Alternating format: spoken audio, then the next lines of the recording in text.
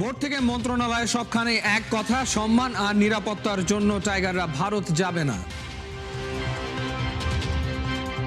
ICC কোন পাল্লায় মাপছে কার লাভ কার ক্ষতি? বিসিবির কথা না মানলে সবার কপালেই দুর্গতি।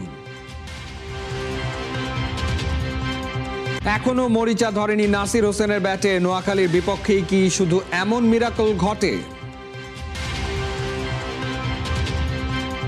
খেলাযোগের পর্দা এবার সত্যিকারের আয়রন ম্যান, নিজের ফিরে আসার গল্পটা এভাবেই বলতে চান। নিজেদের নিরাপত্তা ও মর্যাদা ক্ষুণ্ণ করে ভারতে টি-20 বিশ্বকাপ খেলতে যাবে না বাংলাদেশ। বুধবার সচিবালয়ে বিসিবির কর্মকর্তাদের সাথে বৈঠক শেষে এসব কথা বলেন যুব ও ক্রীড়া উপদেষ্টা আসিফ নজরুল। আর বিসিবি সভাপতি আমিনুল ইসলাম বুলবুল বলেন, ভেন্যু পরিবর্তনে আইসিসিতে আবেদনের এখনো সাড়া মেলেনি, এসব বিষয়ে প্রোপাগান্ডা ছড়ানো হচ্ছে বলেন তিনি। শুরুটা হয় আইপিএল থেকে ক্রিকেটার মুস্তাফিজুর রহমানকে বাদ দেওয়াকে কেন্দ্র করে। তারই প্রতিক্রিয়ায় বাংলাদেশে আইপিএল সম্প্রচার বন্ধের ঘোষণা দেয় তথ্য সম্প্রচার মন্ত্রণালয়। সরকারি নির্দেশে বিসিবি জানায়, ফেব্রুয়ারিতে শুরু হতে যাওয়া টি-20 বিশ্বকাপে ভারতের মাটিতে খেলবে না বাংলাদেশ। যদিও মঙ্গলবার আইসিসির সাথে বৈঠকের পর খবর হয়েছে বিশ্বকাপ খেলতে ভারতেই যেতে হবে বাংলাদেশকে। এ সমস্ত বিষয় আমলে নিয়ে বিসিবির পরিচালকদের সাথে বৈঠক ক্রীড়া উপদেষ্টার। আইসিসির বক্তব্য নিয়ে প্রোপাগান্ডা চালানো হচ্ছে জানান বিসিবি প্রধান। এতগুলো বিশ্বকাপ খেলেছি, কখনো এই ধরনের কথা বলিনি। আমাদের কাছে মনে হচ্ছে, তাই আমরা এটা রেজ করেছি স্ট্রংলি। আইসিসি আমাদেরকে জানিয়েছে শ্রীলঙ্কা খেলা সম্ভব না, এই ধরনের কোনো কথাই হয়নি আমাদের কারোর সাথে। আমি জানি না, এটা একটা প্রোপাগান্ডা আমি বলবো, ফলস নিউজ। কেননা এখনো আইসিসির সাথে আমাদের যোগাযোগ হচ্ছে একটা, আমরা তাদেরকে জানিয়েছি, তারা আমাদের থেকে জানতে চাইছে কি কি ইস্যু, তো আমরা এখন কি কি ইস্যু সেগুলো লিখে পাঠাবো। আর ক্রীড়া উপদেষ্টা বলেন, মর্যাদা ক্ষুণ্ণ করে খেলবে না বাংলাদেশ, সেই সাথে সামনে আনেন নিরাপত্তার বিষয়টি। অবমাননার বিনিময়ে আমাদের ক্রিকেটার এবং আমাদের দর্শক, আমাদের সাংবাদিক, তাদের নিরাপত্তার বিনিময়ে, দেশের মর্যাদার বিনিময়ে আমরা বিশ্বকাপ ক্রিকেট খেলতে চাই না। যেখানে ভারতের ক্রিকেট কন্ট্রোল বোর্ড নিজেরাই বলছে কলকাতা টিমকে যে এই প্লেয়ারকে নিরাপত্তা দেওয়া যাচ্ছে না, ওনাকে তোমার টিম থেকে বাদ দাও, এটাই তো একটা ট্যাসিড রেকগনিশন যে ভারতে নিরাপদে খেলার মতো পরিস্থিতি নাই। উপদেষ্টা বলেন, শ্রীলঙ্কার মাটিতে খেলার সুযোগ রয়েছে। বাংলাদেশের যুক্তি আইসিসি নিরপেক্ষভাবে মূল্যায়ন করবে বলেও প্রত্যাশা করেন তিনি। আর দ্রুত সময়ে নিজেদের অবস্থান আইসিসিকে জানানো হবে বলে জানান আসিফ নজরুল। তো আমরা এই সিদ্ধান্ত খুব ক্লিয়ারলি নিয়েছি যে আমরা আইসিসিকে বুঝাবো যে আমাদের ভারতে খেলার মতো পরিবেশ নাই। বিশ্বকাপ খেলতে ভারতে যাওয়া কিংবা না যাওয়া শুধু বাংলাদেশের ক্রিকেটারদের কনসার্ন নয়, এর সাথে জড়িয়ে থাকছে আরো অনেক মানুষের নিরাপত্তা ইস্যু। বাংলাদেশ সরকার আর ক্রিকেট বোর্ড সেটা নিয়ে বেশি চিন্তিত। আর আইসিসির কাছে বোর্ডের ফিরতি বার্তায় সেটাই বুঝিয়ে বলবে বিসিবি। কিন্তু আইসিসি সেটা না মানলে কার লাভ কার ক্ষতি, সেই হিসেবের খতিয়ান নিয়তি বোধ হয় একেই বলে। কোনো এক কাল্পনিক বিষয়ের উপর ভর করে কাটার মাস্টারকে রীতিমতো নিজেদের দেশে নিষিদ্ধ করে ছাড়ল ভারত। এমন এক সময়ে উঠল উত্তাল সেই ঢেউ, যখন ক্যালেন্ডারের পাতা গড়ালো ফেলানি হত্যার 15 বছরে।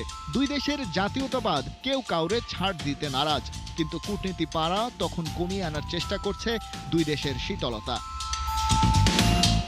কিন্তু বিসিবির সাফ কথা, এক মোস্তাফিজকে যারা নিরাপত্তা দিতে পারবে না, তারা পুরো বাংলাদেশ টিমের নিরাপত্তা নিশ্চিত করবে কিভাবে? আর সেই সাথে অফিসিয়াল থেকে ফ্যান আরো কত মানুষ জড়িয়ে থাকে একটা বিশ্বকাপ আসরের সাথে। বিসিবি প্রেসিডেন্ট আমিনুল ইসলামের কনসার্নটা সেই জায়গায়। যেমন একটা খেলোয়াড়কেই যখন দেখলাম যে শৃঙ্খলা সিকিউরিটি দিতে অসুবিধা কারণেই তো তাকে বাদ দেওয়া হচ্ছে, তখন একটা দল, একটা পুরো বাংলাদেশের জনগোষ্ঠী যারা খেলা দিতে যাবে, এটা তো বিরাট ব্যাপার। পূর্বেও কিন্তু সিকিউরিটির কারণে বিভিন্ন এই ধরনের ইভেন্ট হয়েছে, এবং আপনারা জানেন যে হাইব্রিড বিশ্বকাপ যে হচ্ছে সেটার মূল কারণটাই কিন্তু সিকিউরিটি। সো আমরা আশা করছি যে আমরা যে আমাদের রিজনগুলো আছে সেগুলো আমরা এস্টাবলিশ করতে পারি। চ্যাম্পিয়ন্স ট্রফি হয়েছিল, তখন ইন্ডিয়া পাকিস্তানে যায়নি, এবং পাকিস্তানও কিন্তু গত কয়েকটা বিশ্বকাপ খেলতে ইন্ডিয়াতে আসেনি। সো আমরাও আশা করছি যে আমরা একটা সঠিক অ্যান্সার পাবো। চিঠি পাল্টা চিঠি আর আলোচনার টেবিল থেকে এখন পর্যন্ত যেসব তথ্য পাওয়া যাচ্ছে তাতে পরিষ্কার, ভারতের বিপক্ষে এবারে টি-20 বিশ্বকাপ না খেলার সিদ্ধান্তে অনড় বিসিবি। কিন্তু আইসিসি কি বাংলাদেশের পক্ষে কথা বলবে? কিভাবে ক্রিকেটের সর্বোচ্চ নিয়ন্ত্রক সংস্থার কাছ থেকে নিরপেক্ষ সিদ্ধান্তের আশা করছে বোর্ড, যেখানে আইসিসির সর্বোচ্চ 2 চেয়ারে বসে আছেন ভারতের পরিচিত ক্রিকেট ফেস জয় শাহ, এবং পাশাপাশি সিইও হিসেবে আছেন সঞ্জয় গুপ্তা। তবে টানেলের ওই পারে আসার আলো কিছুটা হলেও দেখা যাচ্ছে, কারণ বিশ্বকাপে বাংলাদেশের ম্যাচগুলো ভারতে না হলে তাতে বড়সড় কোনো ক্ষতির সম্ভাবনা তাদের নেই। উল্টো টাইগাররা যাওয়ার পর কট্টরপন্থীদের রোষানলে গুবলেট হয়ে যেতে পারে তাদের সব আয়োজন। সেটা আয়োজক ভারতের ইমেজকে ফেলতে পারে আরও বেশি হুমকির মুখে। আইসিসিও সেই ঝুঁকি হয়তো নিতেই চাইবে না। বিসিসিআই এর হঠকারী এক সিদ্ধান্তের কারণে বাংলাদেশ ক্রিকেট বোর্ড, আইসিসি এবং ভারতীয় ক্রিকেট বোর্ডের এক রশি টানাটানি শুরু হয়েছে বিশ্বকাপ নিয়ে। নিরাপত্তা শঙ্কায় বাংলাদেশ ভারতে খেলতে চায় না, আবার ভারতের ক্রিকেট কন্ট্রোল বোর্ড বিসিবির এই সিদ্ধান্তকে সমর্থন করতে চাইছে না। কিন্তু কেন এমন চল তো আইসিসি শুরু করেছে, তবে এখন কোন স্বার্থে কে বাংলাদেশের চাওয়াকে অবরুদ্ধ করতে চাইছে? আমরা কি আপনার সৎ ছেলে? আমাদের বেলায় কেন ভিন্ন নিয়ম? ক্রিকেটের সর্বোচ্চ নিয়ন্ত্রক সংস্থা আইসিসিকে এই প্রশ্ন করতেই পারে বিসিবি। তা না হলে যে সিস্টেম আইসিসি নিজেই বানিয়েছে সেই সিস্টেমের ব্যবহার বাংলাদেশের বেলায় নয় কেন? বলা হচ্ছে আইসিসি এসিসির হাইব্রিড নিয়মে টুর্নামেন্ট আয়োজনের কথা। ঘটনার শুরু 2023 এশিয়া কাপ থেকে। সেবার পাকিস্তানের আয়োজন করার কথা ছিল এশিয়া কাপ, কিন্তু ভারত পাকিস্তানে যেতে অস্বীকৃতি জানায়। সে কারণেই অনেক জল ঘোলার পর প্রথমবারের মতো পরিচয় করানো হয় হাইব্রিড নিয়মের, যেখানে ভারত খেলে শ্রীলঙ্কায়, বাকি সব দেশ শ্রীলঙ্কার পাশাপাশি পাকিস্তানেও খেলেছে।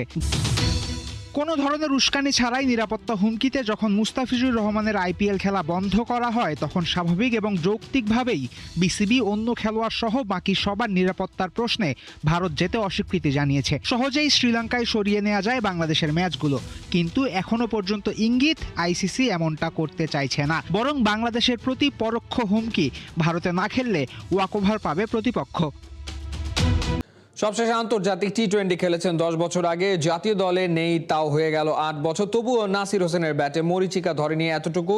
নোয়াখালীর বিপক্ষে ওয়ান ম্যান শো দেখিয়েই সেই নাসিরই এবার ঢাকাকে এনে দিলেন জয়।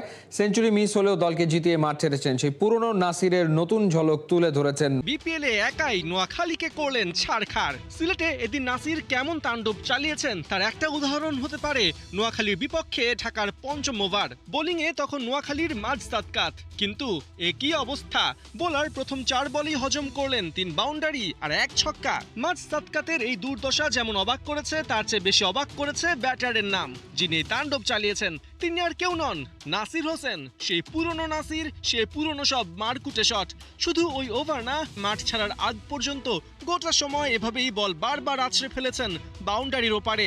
22 বলে 50 তুলে যেমন দর্শকদের উল্লাসে মাতিয়েছেন, তেমন 50 বলে 90 রানে অপরাজিত থেকে সেঞ্চুরির জন্য আফসোসও ছড়িয়েছেন। তবে অনেকেই যখন আশা করেছিলেন নাসির সেঞ্চুরি করবেন, তখন ইমাদ ওয়াসিমের 16 বলে 29 রানে সেই সুযোগ হাতছাড়া হয়। ঢাকা জয় তুলে নেয় 35 বল আগে 7 উইকেটে। নাসির সেঞ্চুরি না পেলেও ঢাকাকে জয় এনে দেয় 35 বল আগে 7 উইকেটে। বিপিএলে নাসির হোসেনের 50-তে নোয়াখালীকে হারালো ঢাকা ক্যাপিটালস।